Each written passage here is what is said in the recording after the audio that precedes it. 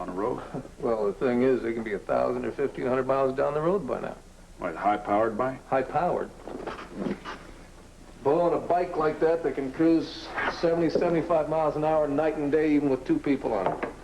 So you think they're still together? Well, what else can I think? I don't know. Maybe they split up on purpose. It'd be a lot harder to track them. No, I don't think so. I got a brother and a sister who've been planning something like this all these years. Now, they're sitting someplace together having a nice big laugh over what they did to me. Of course, I was real cooperative, you know, letting the lady take me to bed. Well, none of this would have happened if I had just walked away from her up there at the mountain cabin. Yeah, but one night, you know, one time in your life where you just kind of forgot yourself. And Vicky, and the kids, and everything we meant to each other. Yeah, but honestly, I don't think there's a man alive who wouldn't have been tempted. Tempted is one thing, Bo. Giving in to the temptation is something else. You know that Echo deliberately tried to put you on the spot, you know? She went all the way up there for that purpose. What am I going to do, haul her rape? Huh? I can't do that. I got to face something, Bo. I brought this down on myself, and that's the bottom line, and everybody knows about it, especially Vicky. Yeah, but there's something else Vicky knows, too. She knows just how much you love her. She knows that you'd do anything to make it up to her. Yeah, if I'm free to do it. If I'm not sitting behind bars in some prison for 10 or 20 years. Okay, that's first thing. First order of business. We got to get you cleared of any kind of charges that they may have cooked up for you, all right?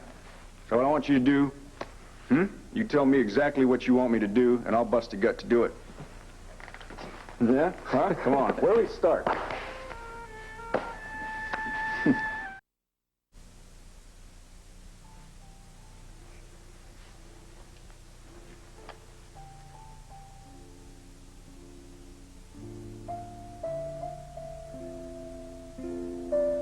You know, I used to fantasize about you in this room. Way back when we were going at it tooth and nail. Oh. I used to imagine you being here, sitting right here in front of this fire. And I'd know that all our troubles would just slip away. I'm sorry I wasted all that time for us. I'll try and make it up to you now, I promise. You've already made it up to me. And it's all in front of us now. Oh, it's going to be a great life together. For all of us. For you. For me. And for the boys. And for our other children. Yeah. For our other children.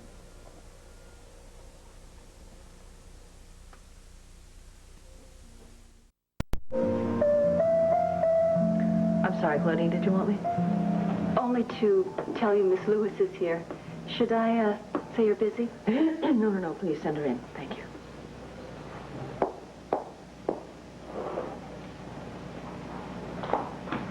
Vicky, am I intruding? No. Come on in. Good to see you. Good to see you.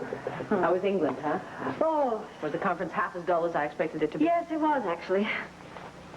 Vicky, why didn't you call me? Why didn't you cable me, tell me what was going on with Clint? Because you'd come right back and there was nothing you could do.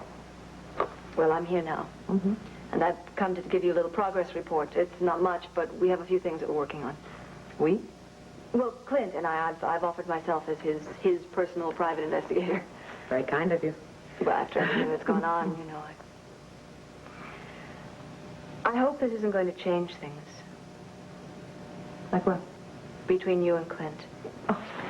Vicky, he is so upset. He's not even thinking about the real problems he's in. He's so worried that you're not going to understand what's happened. Look, let's concentrate on extricating him from this mess he's got himself into. And he and I will deal with our personal problems later, okay? He didn't send me here. I mean, if he knew I were here pleading his case, he'd be very angry with me. Oh, I expect that's true. One thing about Clint, he always speaks for himself. Another thing about Clint, he loves you very much. Well, I'll go back to the van and I'll give you a report when we really have something to talk about. Thanks for coming by. Vicky, I'm so sorry. Yeah, so am I. So am I.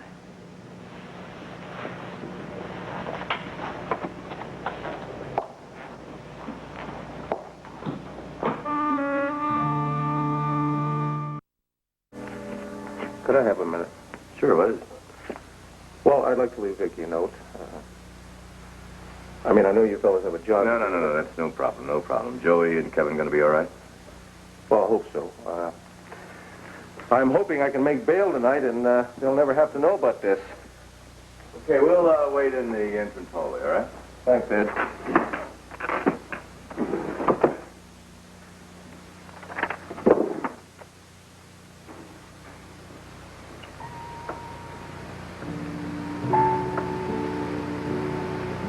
My darling Vicky, you know by now that I've been arrested.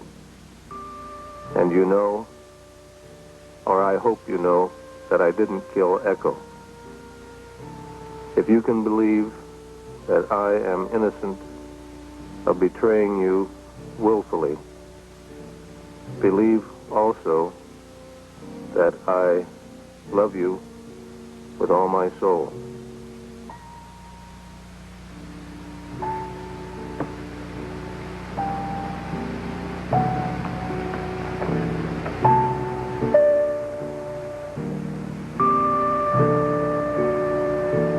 I pray we can survive this, and I have faith in miracles.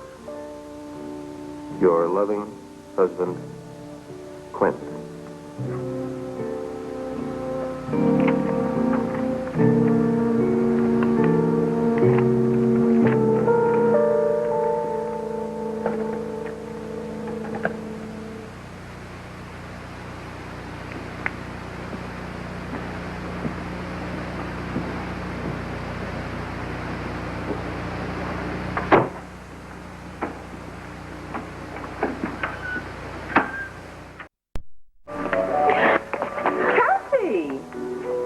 Vicky, David Rinaldi, Mr. Rinaldi.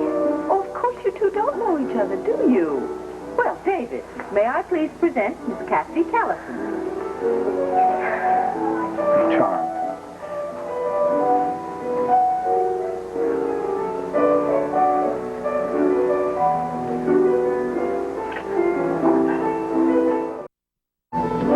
I can't believe I ran into you by accident. I've been wanting to meet you for so long. Oh, I must look horrible, right? No, you look absolutely lovely. You mean mascara isn't running all over my cheeks? Sweetheart, where were you going in such a hurry? Why are you so upset? Oh, I got into one of my famous arguments with my mother. What a shame, and on your birthday. Yeah, that's the problem. She hates the fact she can't control my life anymore. She doesn't approve of my new boyfriend, Nikos, who's in Greece right now. Wait a minute, I don't understand. She hasn't met him, has she? That's my point, thank you. So I'm not completely off the wall. Feeling a little bit better now. Well, maybe you ought to go back to the table and try to salvage your birthday celebration. I happen to know your mother loves you very much. You mean you've talked to her? Of course. She's very proud of you. She doesn't act like she is. Yeah, I guess I should go over there. And Vicky, where's Clint? Oh, he'll be along soon. Good, I wanted to see him. And Mr. Rinaldi, I'm very happy that I met you. I listen to your tapes all the time. I play them over and over and over again. Well, I'm very gratified to know that. Incidentally, I happen to have seen your performance in Blood Moon. I thought you were the best thing in the movie. Really? Oh, good. She looks happy again. Maybe she'll come back to the table and we can start all over. Talk to me. I'm just so ashamed that a perfect stranger and Vicky can make her smile and laugh, and her own mother can only make her cry. It's pretty hard on her.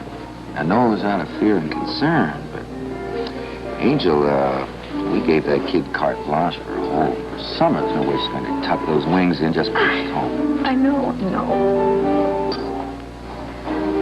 Look, when she comes back here, I'll just apologize. And then we can be our little happy family of three again, okay? I just wish she would stop bothering David and Vicky and come back over here. He doesn't seem to mind. I think he's enjoying meeting her. Hmm.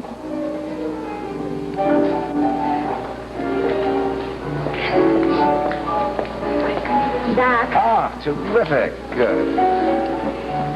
Sweetheart, listen, I'm very, very sorry about the little argument that we had. Won't you please forgive me? Sure, Mom. I know that you love me. Like Mr. Rinaldi said. Did he say that? Yeah, they could tell I was kind of upset. So I told him we had an argument. He's just as warm and as friendly as I wanted him to be. He didn't look unbearable like you said at all. Not now, anyway. Yes, well, for the most part, he's a gentleman. What do you say we order some dinner, huh? It does save you from insanity. I beg your pardon? Oh, it's nothing, David. I was really just thinking about Clint and the way he's kept working through all this mess. Oh, well, I know from long experience how therapeutic work can be. Yeah. Cocktail? Yes, well, like a bottle of champagne, and this will do very nicely. Oh, very good. David. Now, there are two reasons for this. First is, you and Clint deserve it for your valor. And the second is that lovely young lady over there is celebrating a birthday. Tell you what, we'll drink to futures. Clint says he works his way through this idiotic rumor that he killed Echo. And Cassie's. Whatever her future holds for her as she blossoms. That's very nice. It's nice to be with somebody who's so positive. Incidentally, I got a call from a friend of mine in Zurich last night. Now, it seems that the disappearance and supposed death of the Contessa has made international news. Oh, yes, the wire service has picked it all up. Well, he started asking me for details. Seems he was a very good friend of Echo and her late husband, Maxim. Are you serious? Mm-hmm. Did he say anything at all that might lead you to guess where they might be? No, he didn't. But I certainly could check on it. Oh, would you, David? Maybe you could ask him if he remembers any particular place that Echo used to like to go. Maybe a city or a country or even a hotel. You think she might be hiding out somewhere? David, for all we know, she's already left the country and we're just wasting our time looking for her here. Am I rambling on here? Cassie? You're gawking. You never sleep. Now, have you seen anything of Grant Weatherall? Mm-mm. Well, he's back from London where he was studying. Well, anyway, to get back to my European tour. When I reached Madrid, I met the most charming old gentleman at the Prado Museum. He was a sculptor. I just can't imagine what's keeping Clint. Do you think there'll be any problems when he sees Dorian? Oh, I wouldn't think so. No, he'll just ignore her. You know, it's extraordinary. Cassie has absolutely grown up over the summer. She's more beautiful than she ever was. And I expect she will become one of those women who just get more beautiful as they get older. Puts one in mind of the young Dorian. Really? And did you know the young Dorian? Well, no, of course not. I'm just imagining what she must have been like. Actually, I suspect Cassie is a good deal more grown up than Dorian was at that age. Well, why would you say that? Well, I knew Dorian when she first came here, and a lot of her behavior, her current behavior, came in tandem with my father's name and wealth. Whereas Cassie was completely self-reliant and all grown up when she got here. Yes, well, of course, I understand she was raised by her grandmother. Mm-hmm. That's what I heard, too. Apparently, her grandmother was a very lovely lady. You can surely imagine having been taken from her mother and then abandoned by her father.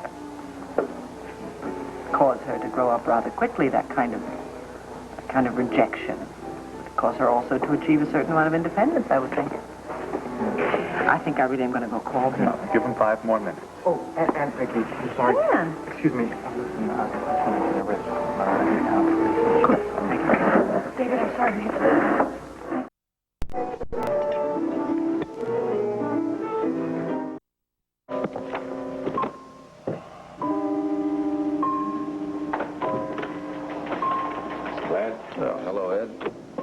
No, you've already had your one phone call, but if you want to make another one, it's no problem. Well, no thanks, but I do appreciate it.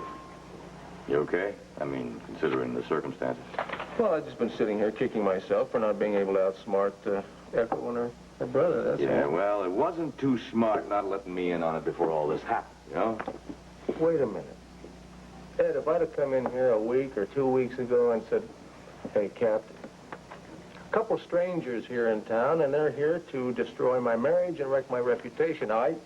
It's all because of some affair I had 20 years ago, and I don't really have a lot of memory about it. You'd have taken me to Will Vernon in the New York Minute. There was a point where you were going out gathering evidence, right? Then there was the point where before you went to the bridge to meet Echo, right? I mean, if you'd let me know something about it, we probably couldn't have charged him, but we might have been able to scare him. That would have just prolonged it. Clint, I'm real sorry about this. Wait.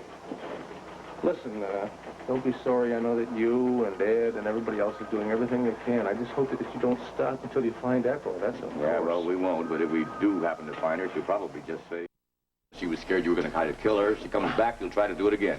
I don't know. I don't think that she was as hot for revenge as her brother was. Now, maybe she'll just say enough is enough. No. Oh, Clint. I'm so sorry. I see that Dan found you. I'm sorry I couldn't make dinner.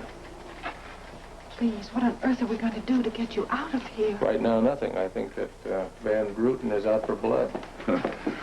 Captain, what is it with this Van Bruten woman? Do you realize that your illustrious district attorney has just recommended that the judge remand Clint without bail? Or maybe it's just that Landview's brand of justice is different from the rest of the country's. Well, it's a little far out, but it is her prerogative. Yeah, well, it's also typical of the way she operates. She's tough, Mr. Martin. This is awful. Surely you can do something. Oh, well, maybe I'm being too tough on the woman. I don't know. Maybe the poor little district attorney hasn't learned yet that the Supreme Court has ruled that bail can't be used as a punishment. In fact, that's what the whole purpose of bail is for in the first place, so that the defendant has time to prove himself innocent. I tell you, this thing is getting outrageous. It's getting totally outrageous. Captain, they say they're ready for Mr. Buchanan now? Right, Rafferty, in a minute, okay? Right. Listen, everybody, why don't we just step outside and give Clint and Vicky a chance to be alone, okay? Thanks, Ed. Paul, please do everything you can to get me out of here tonight. Look, Clint, please, try not to worry. I'm as furious about this as you are, and I promise you, I'm going to pull out all the stops. Thanks, Paul.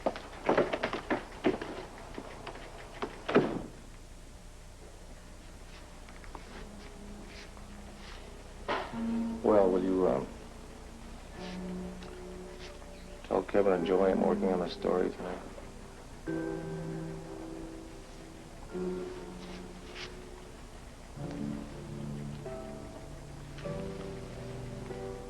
I left you a letter in the library in case I didn't get to see you.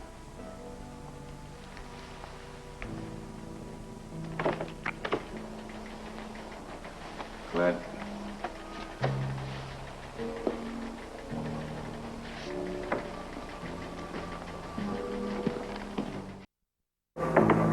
Oh, Vicky. Ed, isn't it possible that that bridge tender was bribed or paid off by Echo and Giles? Yeah, that's a possibility. It took 3 interrogations to get out of what we did. Well, what did he say? He said he saw Clint push Echo off the bridge. We have no choice but to believe him.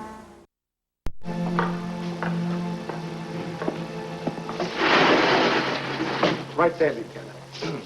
Thank you. Morning.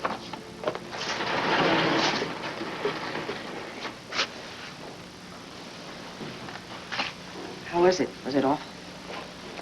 Well, it's not exactly a picnic. The sooner Paul gets me out of here, the better I'm going to like him. Well, as far as I know, he's reading the Legal Riot Act to Judge Gainham right now. Sit down. How's Kevin and Joey? Oh, they're fine. They're fine. They don't seem to know anything's going on.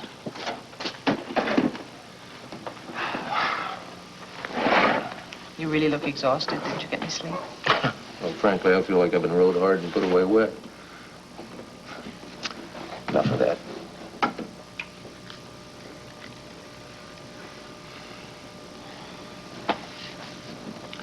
Did you, read my note? Yes, I did. It was lovely. I think I'm going to go to St. Louis. Why? Because Lita French lives there. Wait a minute. I know that name. That's Giselle's older sister. That's right. Echo once mentioned her name to me in a conversation, and luckily I remembered it. Well, this morning I finally reached Miss French, and I had a long chat with her.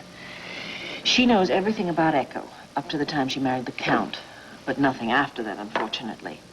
Now, it turns out that Echo was adopted by a family called Turner, and they live in a little town called Antonia. It's outside of St. Louis. Now, they still live there, plus which a lot of her friends still live there. Oh, and you think she's going to show up there? Well, would you go to a friendly, familiar town in her situation? Well, maybe I would and maybe I wouldn't. Someone could recognize her and turn her into the authorities as still being alive. Or she could be staying with a friend, claiming that her life is in danger, whatever. Anyway, I'm going to go on out there and see what I can do. No. Now, Vicky, promise me you won't do that. Let Ed Hall go out there, let him send somebody else out there to investigate. I don't want you going out there and putting yourself in danger because of me. Clint, people don't talk to the authorities. Now, the only reason Miss French told me everything she did is because I'm not the police, I'm sure. And because she wants to find her niece alive just as much as we do. You mean she believes you? Well, she almost believes me. But she's certainly wondering what the truth is. No. No, honey, I can't let you do this. I won't let you put yourself in danger from me. Now, do you understand that?